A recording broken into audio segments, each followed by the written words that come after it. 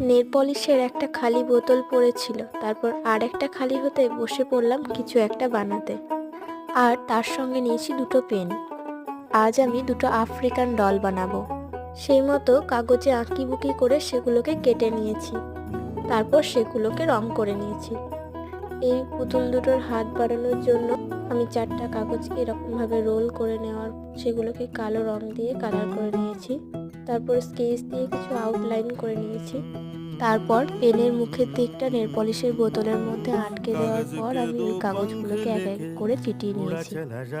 এই পুতুলগুলোর হাতগুলো আঠা দিয়ে কোনোভাবেই লাগছিল না, তাই আমি পিন দিয়ে সেগুলোকে আটকে দিয়েছি।